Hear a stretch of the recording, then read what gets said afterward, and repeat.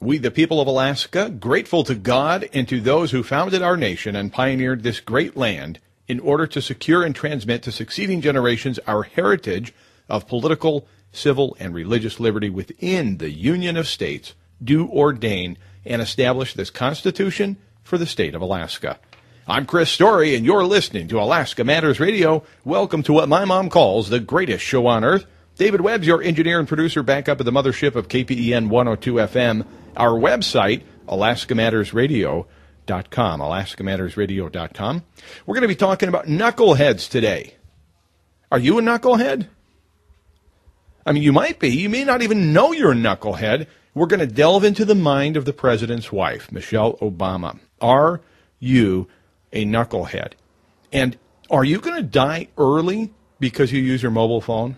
I mean, that's a fact. It's a headline. Well, it's a headline. A headline, a fact, does not always make, but that's a question. Also, do you care whether or not hunters use drones, using air quotes there? Are you concerned about hunters using drones to be able to hunt? Is it appropriate that they're outlawed now or about to be outlawed? And what about roundabouts in Homer? What about roundabouts on the main thoroughfare in Homer? Is that something you're concerned about? Minimum wage. Are you going to support the minimum wage increase in August? What about marijuana and spice? What's going on with spice? Do you know how much there is to talk about in a single program? When I sit here and I'm talking to you, do you realize the amount of stuff I have to just cut away to get to what really matters? Of course, you matter. So that means I want to send you out to Blackwater Bend Espresso for free. You'll have an opportunity to win a free coffee card to the greatest coffee house in all of America. It's called Blackwater Bend Espresso. The president's wife, Michelle Obama, the first lady, is in China. And she's selling Americana, not an Americano, like you could get at Blackwater Bend Espresso, but she's selling Americana to the Chinese. And I thought, wow, this is really interesting. So I'll share my take with you and my analysis of her trip later. But I wanted to just break out right away. She talks about the founder of America's probably the most well-known, not the best coffee house, because that's Blackwater Bend Espresso, but the most well-known coffee house and its founder. And she talks about how he got his start and everything. It's very inspiring. But then I had to read a little further to find the nugget you knew was there. It can only go so far with the optimism with these folks, right? The elite, the people that are that they've got there, but there's no way you can do it. I mean, I did it, sure, but you can't do it. You can't follow me up the ladder. So I need to bring everybody down to an equal, even playing field. We're going to talk about that. We're going to hear from Milton Friedman, a real Nobel Peace Prize, Nobel winner, not peace, but for economics. A real winner, meaning, you know, obviously when Barack Obama has done nothing and wins the Nobel Peace Prize. What about Crimea? Is anybody talking about this? This guy was supposed to bring peace, such that he won the Nobel Peace Prize before he's even really inaugurated. And now we're just on fire around the world. What did Rummy say? Now, Donald Rumsfeld is on a media blitz to try to recoup his reputation and try to appeal to the masses. So he said a trained ape could run foreign affairs better than we are right now. So he's just out there looking out for his PR. You know, I'm sure a PR person wrote that for him, and I'm sure he thought that was a good idea. Oh, are you a knucklehead? We'll find out, and we've got our Blackwater Bend Espresso Alaskan Mindbender. Don't forget, Dr. Ilona Farr will be here after the 1 o'clock news. We're going to find out the latest and greatest on Obamacare, and also Dr. Ilona Farr was appointed to a gubernatorial committee or commission on Medicaid. I want to talk to her about that. And I've got somebody possibly lined up to call in a little bit. We're going to talk about how and why and what are the details around and surrounding his recent loss of health care coverage and who does he think is to blame. You'll find out more here on Alaska Matters Radio. Well, thanks to the Affordable Care Act, young people can stay on their parents' insurance until they're 26. But once they hit 26, they're on their own. And a lot of young people think they're invincible. But the truth is, young people are knuckleheads, you know? They're the ones who are cooking for the first time and slice their finger open. They're dancing on the bar stool. I'm sorry. Wait a minute. Now, we're talking about health care, and we're talking about the First Lady. That was the president's wife on the Jimmy Fallon version of The Tonight Show. And she's talking about young people being knuckleheads. That really struck a chord with me. I couldn't sleep the other night. Have you ever had that happen to you? I literally was up by midnight, went to bed early, was up by midnight, could not sleep. I started thinking, which is a dangerous thing. And I started thinking, something struck me in a dream that I'd had just before I woke up about the knucklehead comment. And I don't know why. I hadn't seen that episode or that portion of the episode in a long time. It'd been a couple of weeks since I'd even seen or heard it. But something about what the president's wife, Mrs. Michelle Obama, had said about these young people being knuckleheads really struck a chord with me. And in my dream, I remember thinking, and this is, of course, I'm a little bit groggy when I woke up, but I remember thinking, knuckleheads. Isn't it the youth of America that got so radically behind President Obama's candidacy in 2007 and 8 that really helped propel him through social media and through the avant-garde of the young that got him so much popularity so quickly to surpass and usurp the stalwart Hillary? It seemed to me that the very people that she's now referring to as knuckleheads are the people that, by and large, that age bracket supported the president. Sure enough, Gallup poll reports between 18 and 29, ages 18 to 29, in the 2008 election, 66% of that demographic voted for the president. 32% voted for Sarah Palin. Fast forward to 2012, 60% of that same age group, the knuckleheads, 18 to 29, supported President Obama, 60%. Now, they ebbed back a little bit, as of course before the knucklehead comment, 36% supported Mitt Romney. So look at that. 18 to 29-year-olds, you're called knuckleheads, and you laugh at it. You think it's funny. She's funny. She's being funny. She even looks to the camera and says, kids are knuckleheads. Let's face it. And she's talking about these young people that are, after mom and dad's plan has run out now, according to the Affordable Care Act, they can be out till they're 26. So they're 27 years old, and she's referring to them as cooking for the first time and slice their finger open. What are we? It's so arrogant. Who's cooking for the first? I mean, no offense if you're 26 or 27 and you don't cook. Maybe it's just not your forte. But that's so pandering and condescending. And to say that these are knuckleheads, I mean, that would be almost as bad as saying, let me tell you something. For the first time in my adult lifetime, I'm proud of my country. Yeah, that would be equally as bad. I just don't see that. I don't see her saying that, though. I don't think the president's wife would go on national television and say that for the first time in her adult lifetime she's proud of her country. But that knucklehead thing combined with the China trip really set me off on, and I'm not targeting her as like, oh, I'm going to, bash on her for the next 2 hours. No, but it just... we need to be having this conversation. I mean, you heard the opening preamble to the program today was, in fact, the preamble to the Alaska Constitution. It's a humble document. By the very nature of service, when you enter public service, be it elected or employed, it's through humility. And to have the president's wife traveling around the world selling America to Chinese on your behalf, you have to then go back to the roots and look at some of her previous comments and some of the candor that just sort of, and I don't know if that whole knucklehead thing was scripted or not, but I'll tell you something funny. Kelly Endo, I forget his first name, but he's an impressionist, did a skit where he was Charles Barkley talking about knuckleheads. They're all knuckleheads. It was hilarious, but anyway, so it's worth noting that the president's wife is now, that Mrs. Obama is now being completely disrespectful to the very group that actually put her husband and her into the position of power where she can go spend $8,000 a night in a suite, a luxury suite in a hotel in China. Of course, it's way beyond that, but I mean, the suite itself is massive, and I don't envy or begrudge. It's, if it's state business, it's what's needed.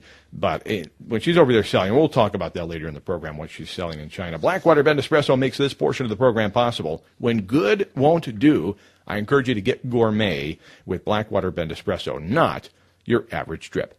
Here's your question. We're going to play this via text message only today. You probably in the coming weeks ahead will be able to call in your answers, but today we'll be doing text only because we do have a couple of guests scheduled to be on the phone with us. So text, please, 299-7653, 907-299-7653. What is the Alaska state fossil? Is it A, a woolly mammoth, B, a saber-toothed tiger, or C, a bowhead whale? Woolly mammoth, saber-toothed tiger, or a bowhead whale? And did you even know there was a state fossil? Well, if you know the answer or want to just take a guess at it, text me right now your name and answer, 299-7653, 299-7653. When we come back, we'll be joined by Barnabas Firth. He has recently lost his health insurance, or at least received notification that it shortly will be lost and gone, and I want to talk to him about how that came about in his opinion and what's going on. And later in the program, we'll have our very own expert on Obamacare, Dr. Ilona Farr. That and more coming up here on Alaska Matters Radio.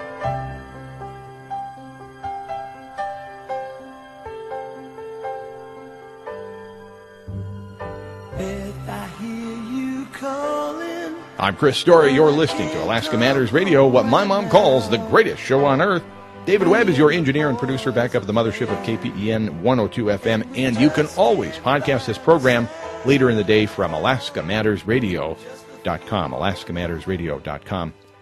Talking about Michelle Obama making fun of the young people, the 18 to 29-year-olds, and she's calling them knuckleheads, saying basically that they're cooking for the first time, using knives for the first time, and cutlery, and dancing on bar stools such that they need Obamacare. I mean, this is the great saving grace of the entire world is Obamacare. Right now, I'm passionate about this because I'm losing my health insurance. So Tiffany and I have been insured with the same company for coming up on 10 years. I believe it's 10 years.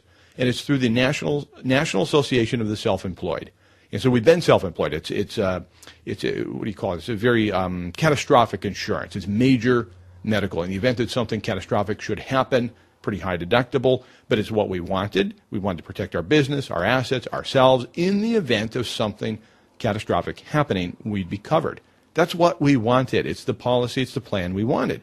Well, thanks to Senator Mark Begich and the Affordable Care Act, quote, Affordable Care Act, our policy was no longer going to be available. It was going to be illegal to offer the policy that we enjoyed, the policy we wanted.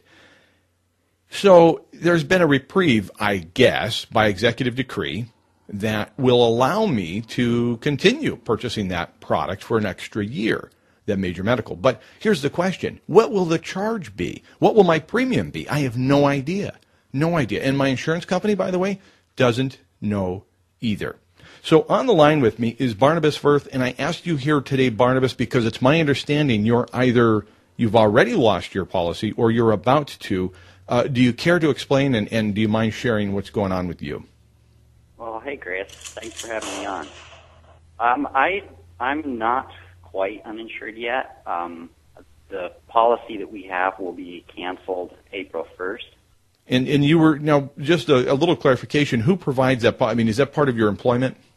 Yes, it is. Okay, so you were notified that, hey, as of April 1, you are going to be canceled. Right. When I took the job that I'm in right now, that was part of the benefits package. And at first, I didn't really like the plan. It was a cheap plan. It didn't have very many features. And I had some troubles working with the insurance. But over time, they added more features, and they started surprising me in good ways, actually paying for doctor's visits and this and that. And I kind of, started to grow on the insurance. Mm-hmm. And then a couple months ago, I got this letter saying to be in compliance with the federal health care law, they were going to have to make some changes. So I thought, oh, great, here it comes. Mm-hmm. Right. Well, the changes didn't seem very bad at all.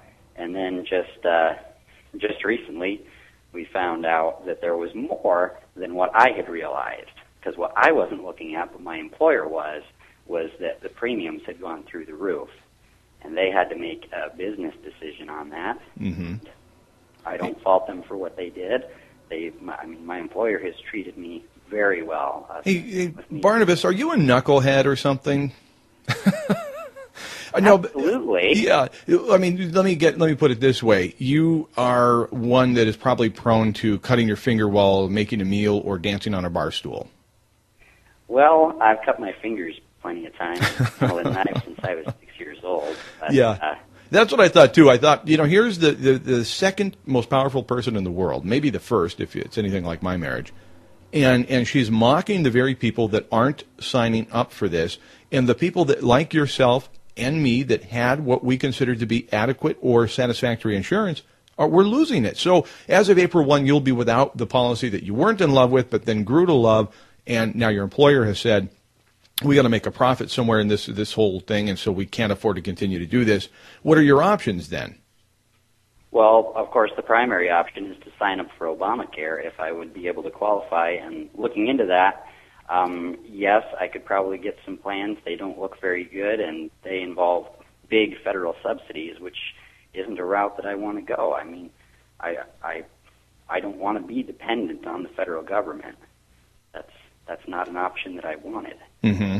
And, there's like these Christian-based health exchanges or health sharing, and I'm kind of looking into that as well. But that's not going to be in compliance, will it, with the law? So won't you and your family face a penalty if you don't have insurance, or will those Christian-based plans, those participant-based programs, will that satisfy? Do you know? Those are currently exempted under Obamacare, so you actually can have that and be covered as the law stands right now. And I would really encourage people to look into that, because that's maybe a better way to try and deal with this than going through Obamacare. But your employer is... I'm looking into right now. Yeah, and I mean, your employer is doing this as a result of, and these are my words, not yours, Barnabas, but I'm going to paraphrase this from what I hear. Your employer is no longer going to be offering the benefit of health insurance as part of your salary package as a result of the mandates required within Obamacare, such that they are no longer able to pay for the premiums and supply that to you as a benefit. And that's, you said it, it's business. That makes perfect sense. What doesn't make sense to me is whether or not Alaskans are going to hold Senator Begich accountable. I've put a lot of things around what you've said. I'm not trying to ascribe that to you as your opinion, but having said all of that, do you think, Barnabas, now that you've joined the ranks of me that will be losing our insurance soon, do you think Alaskans will hold Senator Begich responsible for his involvement, and some say his direct involvement that brought about Obamacare? Is he going to pay a political price for that, in your opinion? Well, I sure wouldn't want to be in his shoes. Well, they'd be expensive getting shoes. The feel from the people that I've talked about to, my coworkers, people I run into, people are not happy, and they're pointing the finger at him.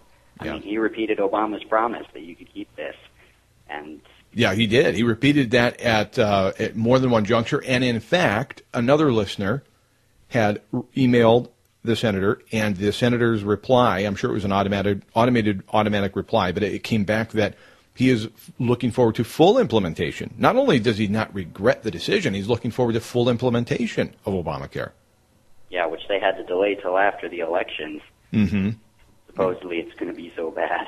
Yeah, all right. Well, Barnabas, thank you for sharing your story. I wish you and your family all the best. And if you get some sort of, make some headway with this organization you're looking at, would you mind sharing it with me? You've got my contact information. I'd love to hear from you.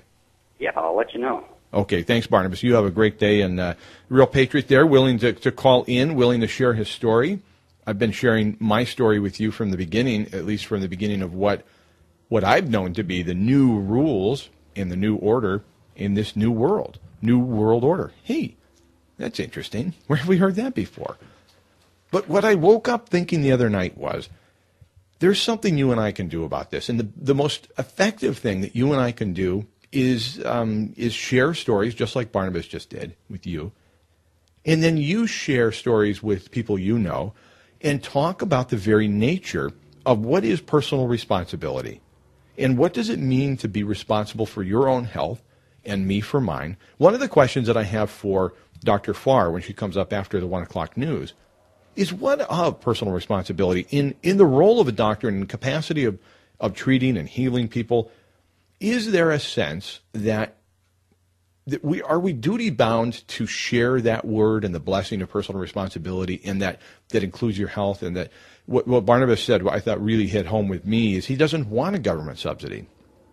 Maybe could qualify, maybe won't. Doesn't want it either way. Is there a responsibility that he share that message. And I'm glad he did, whether he considered a responsibility or not. I'm really grateful that he did, because I think it hits home for all of us that there are many, many people in our boat, in your shoes, that are going to be faced with the harsh realities of not having the insurance plan that they want. And there's just no way around it. Sorry. The reality is it's squarely in the hands of Senator Senator Mark Begich. Easily confused. Blackwater Bend Espresso, the question's still out there. Many have answered, but I want you to have an opportunity to enter to win as well. What is the state fossil for Alaska? What, not fossil fuel. That's a good one, actually. That just came to me. What is the Alaska state fossil? Is it a woolly mammoth, a saber-toothed tiger, or a bowhead whale? Text me your name and answer right now. And did you even know? I mean, you don't need to answer that, but did you know there was a state fossil? If not, that's kind of pretty cool. Somebody emailed me earlier today, and I wanted to respond to it. In Homer, there's a discussion. Whether you're in Homer or not, you may not know and be aware or care, but it's, I think, speaking to other people's money, and it's a pretty interesting conversation. We have the bypass that takes you from the Sterling Highway. It's an extension of the Sterling Highway all the way out to the Spit. So the bypass section there, we've got a couple of pretty big intersections. One is Heath Street. The other is Main Street.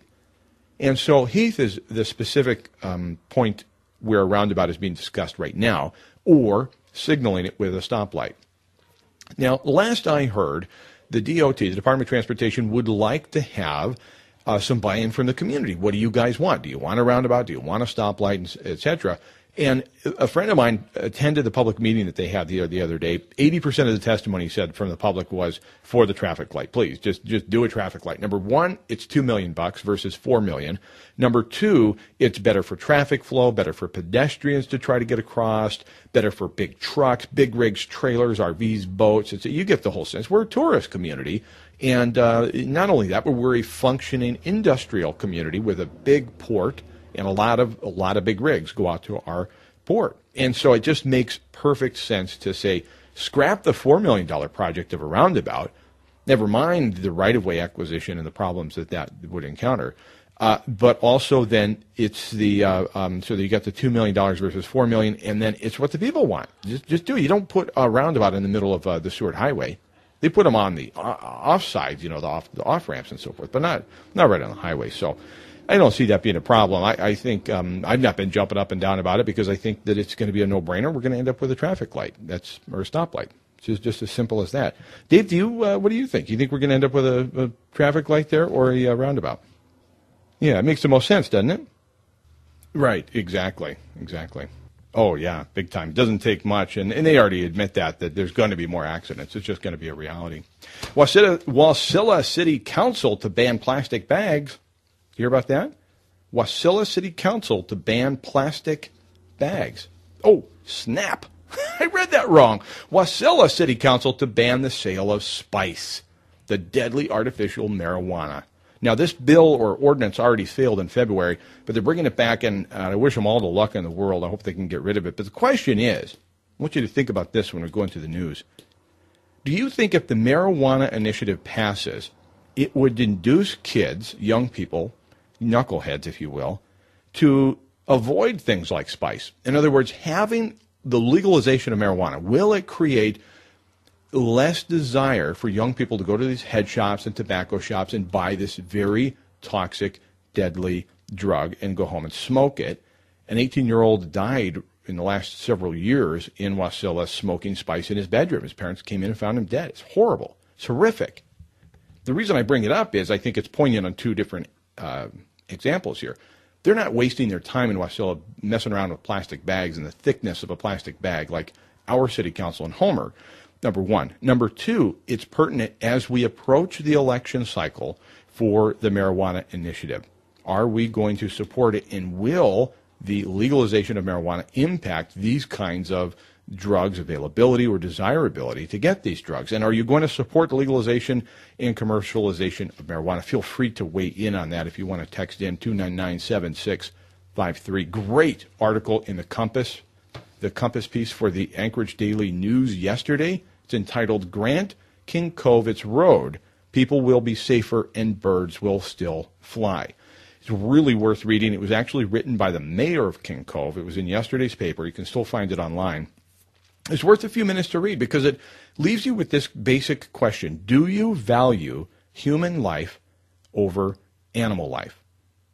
Do you value human life over animal life? That's a real, if I could put the whole King Cove Road, Eisenbeck Forest, if I could put all of that into one question, I think you could forget about everything you've talked about with 60,000 acres traded for 200 acres. Wow, the land swap. I mean, this is a no-brainer. And what is the federal government coming in doing, telling the state what they can or cannot do? Take all those arguments away and boil it down to one simple question. Do you value human life over animal life? If you had the chance, let me put it this way. If you had a chance to save a migratory bird or an infant, which would you choose? To me, that's an open and shut case. Done. King Cove gets the road, gets the permission to go through the National Forest, the Eisenbeck Forest. It gets permission to go through. It's just granted and green-lighted right now when you answer that one simple question. If you had a chance to save a migratory bird or an infant, which would you choose? I can't answer for all of America, but I can answer for me, and we're going to build the road. But why has Senator Begich been so quiet on this matter? Of course, he's running for office. He wants to appease everybody. But if it weren't for Senator Lisa Murkowski, I don't think the media would be paying attention to this issue. And in fact, I'm still not hearing as much as I'd like to. I'm coordinating with the gentleman at Lisa Murkowski's office to bring some more information and some interviews to light on this. I hope by next Tuesday to bring you a little bit more in-depth analysis of it. But that to me is the real question. And maybe ask your liberal friends that. Or the friends that, whomever, maybe I shouldn't even ascribe liberal to them. Maybe whoever is saying, oh, we can't go through the National Forest and birds. Ask that question. Would you, if had the chance, would you save a migratory bird or an infant? Make your choice. And make it wisely. Owners of the moose's tooth and the bear tooth, what a great story. I also want to talk about surplus monies found in the coffers here in Homer. City coffers are a little bit more replete with cash than maybe we were told or led to believe. I've got a story here about a strip club freeway covered in honey. Talk about the land of milk and honey. And if you got bit by a shark in Florida yesterday, when's the next time you would want to go swimming? We'll talk about that and more here on what my mom calls the greatest show on earth. Well, young Paul Wilson had a bit less to say. I'm Chris Story, your host for Great Adventures in the Last Frontier. Thank you for joining me here on what my mom calls the greatest show on earth. You can go listen to the full episode of Alaska Matters Radio at alaskamattersradio.com. I want to thank again Dave McCormick and GTL Enterprises for making such a great website for me. And in fact, we're working on another one together, Dave and I are. So appreciate that. As always, good crew there. And it goes without saying, although I've got to say it, Horizon Satellite and Horizon Wireless made my day, made Dave Becker and me smile so wide we could eat a banana sideways when they connected us up with our own private link. I could put all kinds of fancy terms around it and everything, and I'd probably be wrong, but I'm sitting here in my office at the corner of West Hill and the Sterling Highway, and I'm talking to you as though I were in your living room as a result of the great work by Leif Peterson and his whole crew at Horizon Satellite and Horizon Wireless. So a big shout out to those guys. Thank you. Dr. Ilona Farr will be here in just a moment. We're going to be talking about the latest and greatest in Obamacare, and I want to ask her a little bit about her appointment to a Medicaid, I believe it's a gubernatorial Medicaid board or a Medicaid review committee. I want to find out what's going on there and what the results we can expect or just what the process is like. And, of course, where are we at in the process of the great taking known as Obamacare?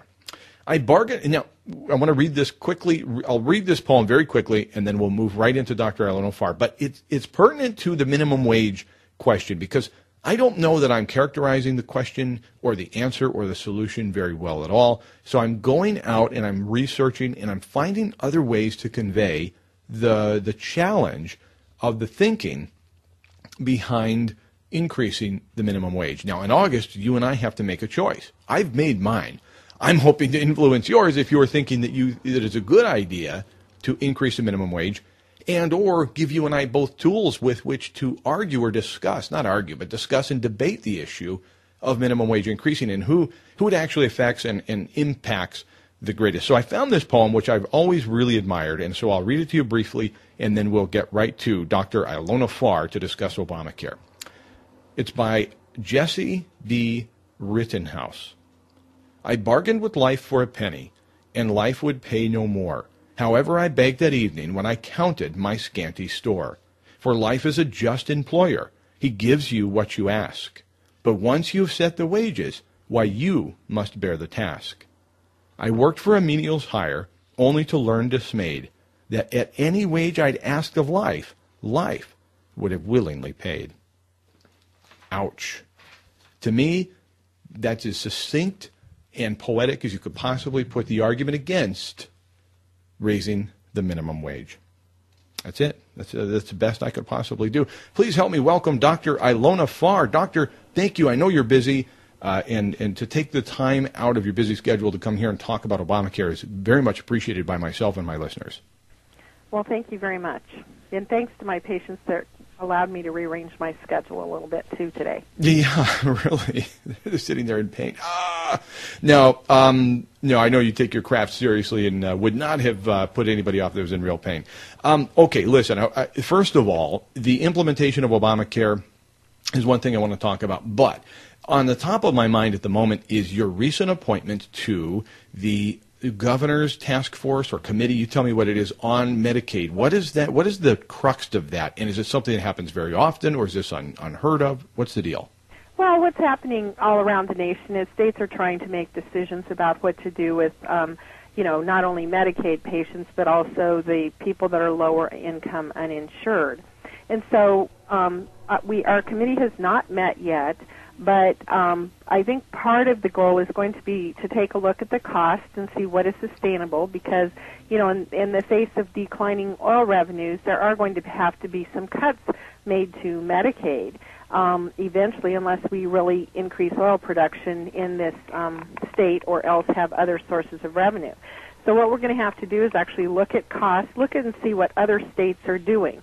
I like the Healthy Indiana program where they actually were able to cover a lot more people and made people more independent by having health savings accounts. And I like that idea because it doesn't make people dependent on the Medicaid system. Okay, that's interesting. So it's a committee. Is it going to be a standing committee or just something that meets, reports, and then disbands? It's my understanding that it's to go for 6 months to start with, okay, and then a decision will be made about whether or not it will continue to do work or not, but our report is due in November. Okay, now, I had dinner with somebody the other evening, and he mentioned to me that it was Medicaid, through the benefit of Medicaid, that he, a long time ago, was able to have their first child. They had a lot of medical complications with the birth and with the postpartum. I mean, the baby was in the NICU for a long time, and so it got extremely costly. And Medicaid was there as a safety net, and they were able to utilize it, and then as quickly as possible move on, and have been thriving, tax-paying, contributing people, members of society ever since, and not gone back to it.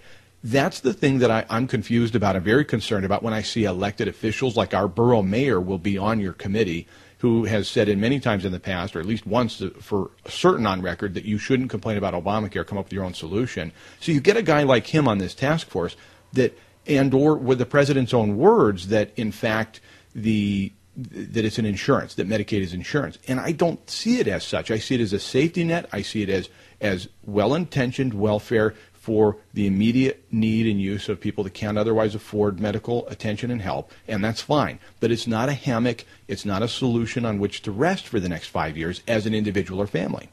Right, and that's what they've done in the past is they've actually tried to get people back to work, back into the workforce to be able to get private insurance because Medicaid was originally designed for the truly poor and the truly disabled or, people that really needed the services.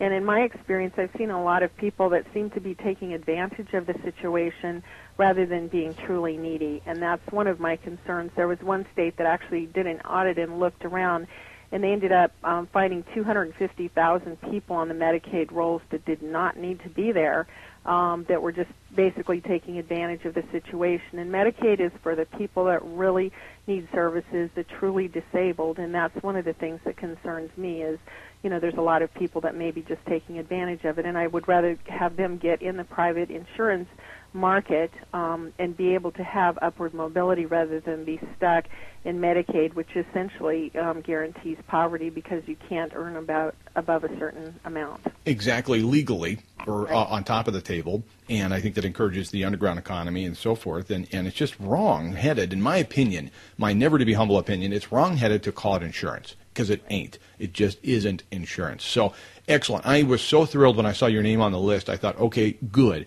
At least we've got, I know for certain with you there's going to be a voice of reason and some balance, and you are in the trenches every day dealing with these kinds of programs. So let me segue then into Obamacare. Earlier in our program, we had a call from a gentleman who is about to lose, as of April 1, he's about to lose his insurance coverage. It's a business decision made by his employer. They can no longer afford the premiums that have skyrocketed under the new mandates of Obamacare, so he's about to lose his policy.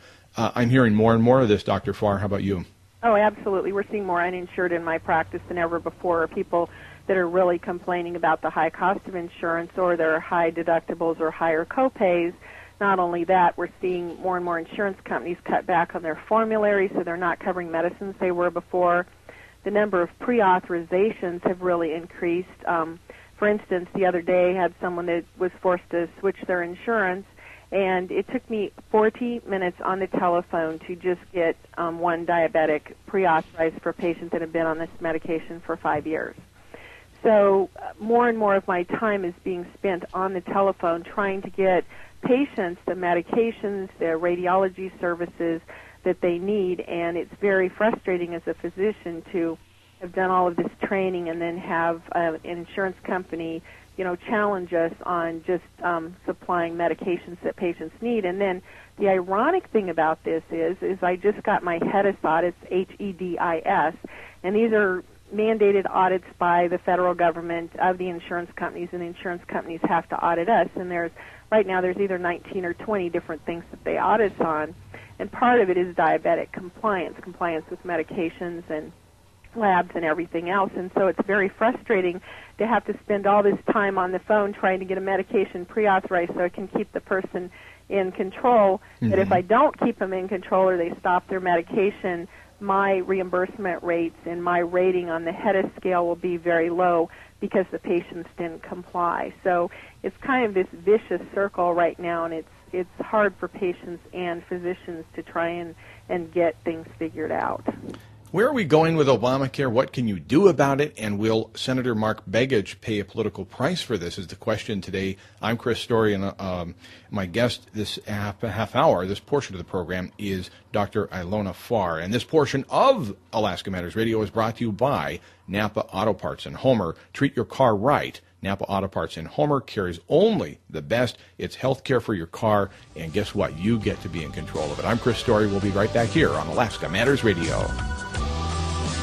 There's a really good article by Nathaniel Herz in the Anchorage Daily News. I pulled this up this morning. I know it's still there. I think it was in yesterday's paper. If you didn't read it, here's the crust of it. You'll understand that pun in a moment. Owners of Moose's Tooth and Beartooth Pizza buy Spenard property, but they say there are no plans yet for the property. Well, that caught my attention on a couple different levels. I thought, oh, interesting. So who are the owners of Moose's Tooth and Beartooth? I've been there, at least Moose's Tooth, a couple times, many times actually, and I don't know anything about the owners. So I read it. It's a really good story. Guess what? They got their start while they were still in college. They raised $130,000 from their parents and friends, and they repaid that since then. But how many people do you think they employ right now? 500 people. Guess what they offer to all 500 people? Now, this is a pizzeria.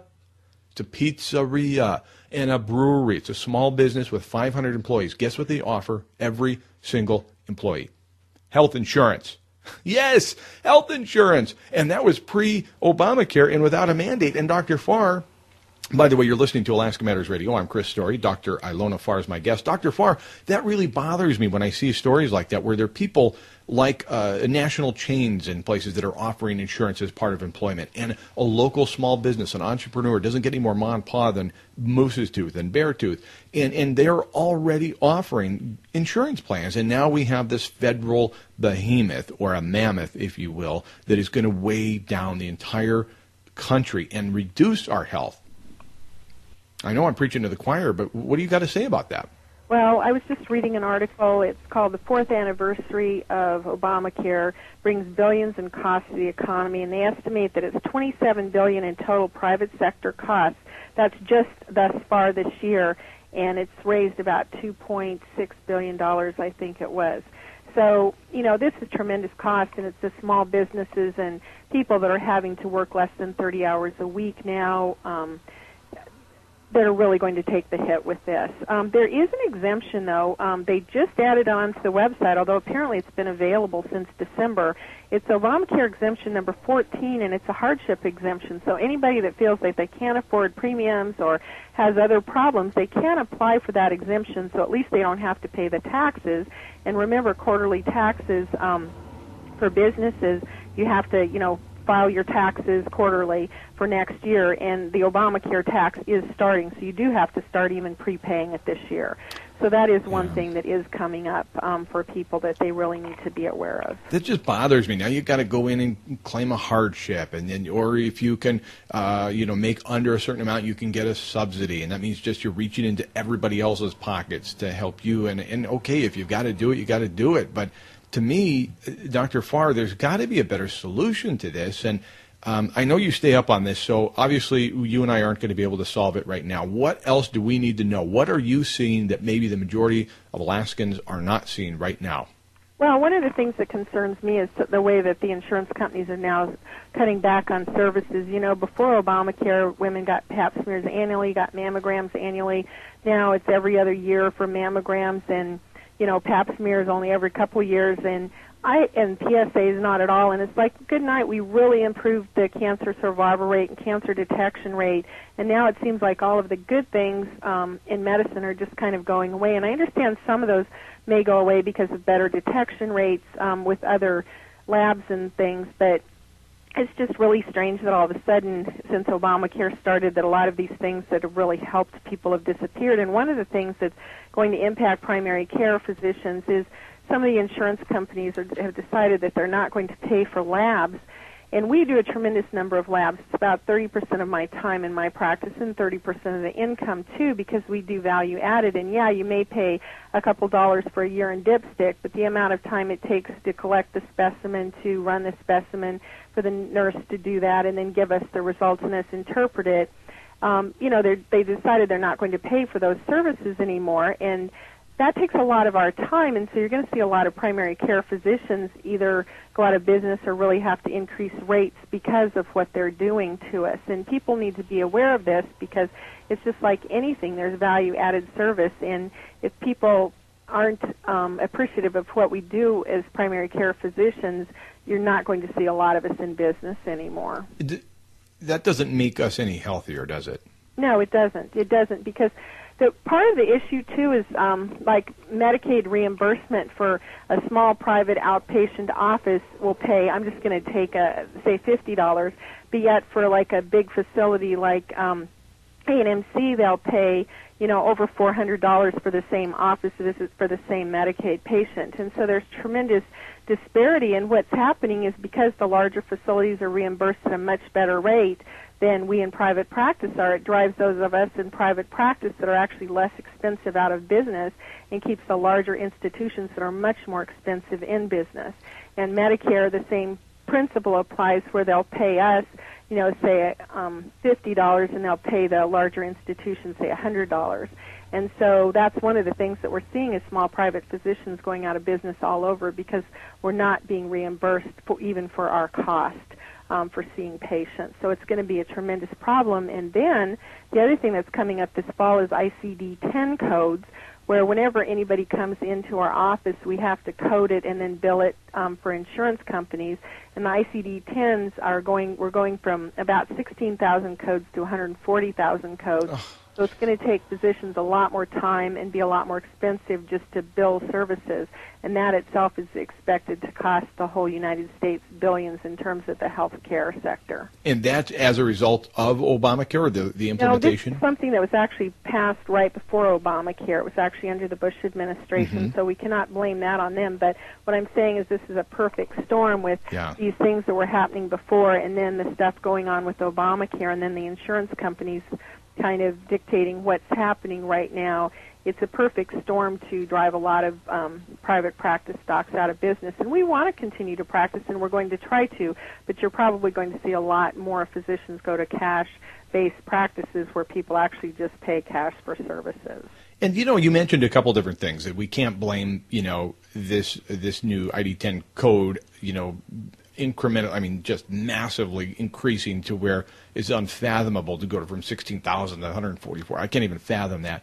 But we can blame it on a federalist or a collectivist mentality. And that's what I'm against. I'm not against President Obama. I'm not against Senator Mark Begich. Probably both really nice individuals in their own rights, and probably great fathers and friends and everything else. And I think that's where this kind of a discussion gets a little bit tricky and muddy, because there's so much emotion that arises around somebody taking away your health care, your right, imposing some sort of a law or restriction on you that is not in the end benefiting you, the doctor, me, the patient, or the country's health and welfare in general. And so I agree that there's a collectivist mentality that has been pushing us ever closer towards one single-payer style of health care that is not desirable or desirous, and we see it around the world. We look to our neighbors to the south in Canada. We can see the same results there. So I guess the question is, how do we, even here on the Kenai Peninsula Borough, we have we've got a collectivist-run hospital situation. The best I can put my head around it, we, the borough, own the hospitals. We are competing directly with people like yourself that are in private practice here on the peninsula, and ever more squeezing out the private doctor. Is that just an inevitable that the private practice is going to go away, thing of the past, and be replaced with the mammoth, mega public option? Well, what's happened is a lot of places like New Zealand and South Africa is, they've tried socializing medicine, but what's happened is private practice to a limited degree has survived because people don't like to be part of these huge, big machinery type operations. And so a lot of the physicians I talked to in New Zealand actually would run evening clinics where they actually got private payments, and then they were employees of the government kind of during the day. And what exactly the situation is in South Africa, I don't know, but Switzerland seems to have one of the better systems where they have a lot of different private insurance companies, and everybody is insured there. And I like that system a lot better than I do the government, because I do not like the way that the government is making decisions with regard to mammograms and the Medicare system. I don't think that's a good system. So there are much better systems out there that we need to emulate instead of big government takeover of everything. I agree. Dr. Ilona Farr has been my guest here on Alaska Matters. Dr. Farr, thank you so much. You always seem to cut right to the issue and help me understand this very complex issue. I'm looking forward to your next visit with us to further investigate what's going on here and what we can do about it. Yeah, and there's 3 other bills. There's a telemedicine bill, House Bill 80, that where telemedicine is coming to Alaska, and we understand it, but we're trying to get it limited to in-state doctors. So that's an important bill that's coming up. And then House Bill 203, we need to make sure we block that, because what it does is basically mean if a patient sees a provider that's not in network, that the check has to be made out to the provider and the patient, which is an accounting nightmare for us. And then we also need to back Kathy Giesel's vaccines for adults and children here in the state so we can make sure that everybody has access to vaccines. And that opens up a whole nother conversation we'll have to take up another time here on Alaska Matters Radio. Guns and Posers, Senate Bill 176. Senator Coghill's proposal to allow University of Alaska students to retain their Second Amendment rights. Now, here's a piece of a letter to the editor at the Fairbanks News-Miner. The proposed legislation should be further amended, this person writes, to require University of Alaska students and teachers to wear flak jackets and bulletproof helmets when attending classes, eating meals, or participating in sports or other campus activities. Just imagine the great sense of security students will feel when sitting in classroom with a gun in bra or pocket, flak jacket around the torso, and a helmet on the head. Obviously, this guy is being cynical or sarcastic, whichever is most appropriate. You pick. Here's the reality of the situation. Nobody's requiring you carry a gun. It's just that by attending university, you're not thwarted. Your Second Amendment rights are not being thwarted by the state. That's pure and simple what Senator Coghill's bill will do. Senate Bill 176. If you don't know about that, go to our website, Alaska Matters Radio, alaskamattersradio.com, and I actually have a great interview that I did with Senator Coghill. Was it last week or the week before? Anyway, it's on the website on the main page, alaskamattersradio.com. This out of Roseville, Michigan. Police say an armed citizen, let me just repeat that. Police say an armed citizen came to the aid of security guard at a Metro Detroit Home Depot store who was being attacked by a drug-addicted shoplifter with a dirty syringe. Incident happened Monday afternoon. This was yesterday afternoon at the Home Depot store at mile 13. And the guy was caught shoplifting. He's being escorted out of the store. He began to violently fight with the guards and avoid arrest. And he then stabbed repeatedly one of the guards with a dirty syringe. Another shopper who had a concealed pistol saw the altercation and quickly sprung into action. Police say the man produced his handgun and ordered Silva to drop the syringe and get on the ground. Guess what? He did. Hello? I mean, that's the reality of it. Let's just say that some crazed maniac goes into the university and there's nobody there to stop him. How much damage could have been done at that Home Depot if that gentleman with a gun, a good guy with a gun, had not stopped the bad guy with a needle? That's the reality of the situation. There's another class coming up, Anchor Point Natural Foods. They've got another beekeeping class. I'm going to tell you about that on Thursday on our sister program, Radio Realty. RadioRealty.us is our website there. And Thursdays at 12:30, you can join us for Radio Realty. Pretty exciting show. A lot of good stuff there. Did get a chance to get into the Milton Friedman version of why you shouldn't support minimum wage increase, but we can do that later. Let me see here. In the final minute, this is exciting.